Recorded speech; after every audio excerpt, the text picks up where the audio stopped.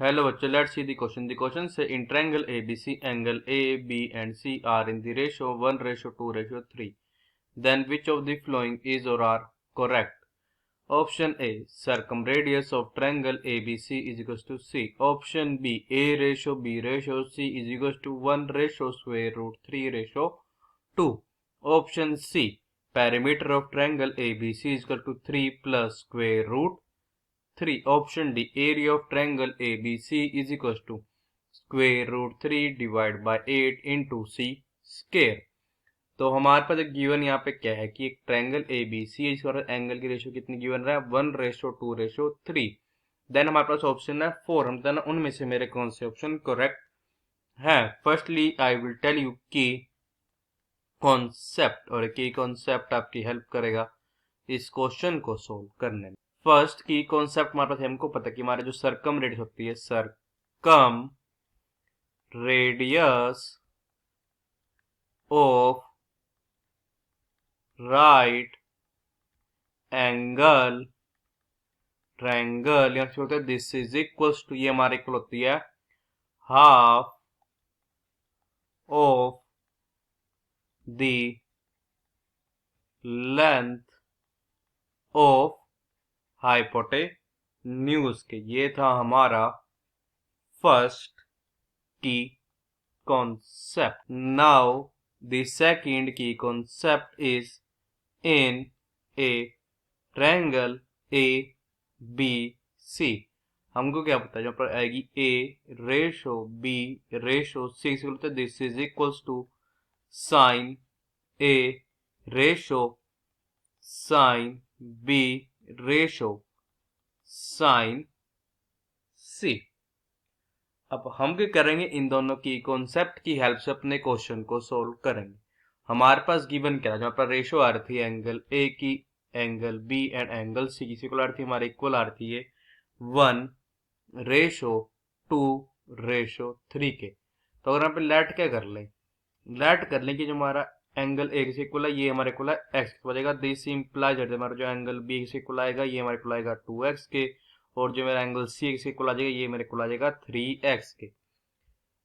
अब ए बी सी तो हमारा ट्रायंगल है, तो क्या है कि ए प्लस ये बी प्लस सी इक्वल होगा this is equal to 180 degree के. तो हमारा आ जाएगा दिस इंप्लाइज दैट कि x plus 2x plus 3x equal होगा ये हमारे इक्वल होगा 180 डिग्री के. तो हमारा आ जाएगा दिस इंप्लाइज दैट कि 6x इक्वल हो जाएगा 180 डिग्री के. दिस इंप्लाइज दैट कि x इक्वल आ जाएगा 30 डिग्री. मतलब क्या आ जाएगा कि दिस इंप्लाइज दैट जो मेरा एंगल है किसी को होगा ये मेरे को होगा 30 डिग्री के, और जो मेरा एंगल भी इसी को होगा 2 मल्टीप्लाई 30 डिग्री मीन्स मेरे को होगा 60 डिग्री के, और जो मेरा एंगल सी को होगा ये मेरे को होगा 3 मल्टीप्लाई 30 डिग्री मीन्स मेरे को होगा 90 डिग्री के.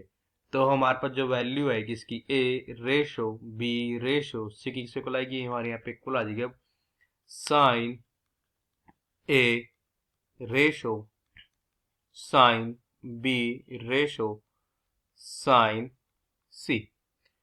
तो हमारे किसके इक्वल हो जाएगी A ratio B ratio C, A ratio B ratio C this is equals to sine A मीन से जाएगा साइन 30.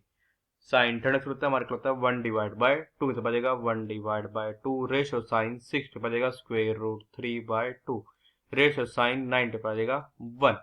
तो हमारा क्या इंप्लाई कर दें यहाँ पे ये कि दिस इंप्लाइज अब जो वैल्यू आएगी ए रेशो बी रेशो सी किसे इक्वल आ जाएगी, हमारी इक्वल आ जाएगी अब 1 रेशो स्क्वायर रूट 3 रेशो 2 के. इसका मतलब क्या है कि ये जो मेरा ऑप्शन बी है ये तो मेरा करेक्ट ऑप्शन है. अब हम चेक करते हैं मेरे ए सी डी में से मेरे कौन सा ऑप्शन करेक्ट है. अब देखो हमारे पास यहाँ पे क्या है, एंगल से मेरे से इक्वल आ गया 90 के. इसका मतलब क्या है कि मेरा एबीसी का बन गया एक राइट एंगल ट्रायंगल. तो मेरे पास जो क्या आएगी सरकम रेडियस आएगी, circumradius of triangle A B C ये चला मेरे को आएगी हाफ ऑफ द हाइपोटेन्यूज के. अब एंगल सी जो था वो क्या था हमारा 90 डिग्री था, तो उसके अपोजिट साइड किसके इक्वल होते हैं उसको डोनेट करते हैं स्मॉल सी से बचेगा स्मॉल सी डिवाइड बाय 2. इसका मतलब देखो पर क्या कि मेरा ऑप्शन ए तो करेक्ट नहीं है. अब देखो हमारे पास यहाँ से क्या आया था कि ए रेशो बी रेशो सी मेरे से कुल आ गया, मेरे कुल आ गया 1 रेशो स्क्वेयर रूट 3 रेशो 2 के। तो अगर मैं क्या कर लूँ, लेट कर लूँ कि ए जो है ये हमारे से इक्वल है, ये हमारे इक्वल है वाई के, तो आ जाएगा बी मेरा किसके इक्वल होगा, स्क्वेयर रूट 3 टाइम्स वाई के, और जो मेरा सी किसके इक्वल होगा, ये मेरे को होगा 2 टाइम्स वाई के। अब हमारे पास पैरामीटर होता है, हमारे को होता है ए प्लस बी प्लस सी के, यार चलो होगा दिस इज इक्वल टू, ये मेरा यहाँ पे इक्वल हो जाएगा Y plus square root 3 into Y plus 2 into Y के, तो आ जाएगा दिस इंप्लाइज दैट कि A plus B plus C किसको होगा, ये मेरे इक्वल हो जाएगा 3 plus square root 3 into Y के। देखो इसका मतलब क्या है कि मेरा ऑप्शन सी तभी करेक्ट होगा जब मेरे यहाँ पे क्या होगा, जो ये मेरा y है किसके इक्वल होगा 1 के।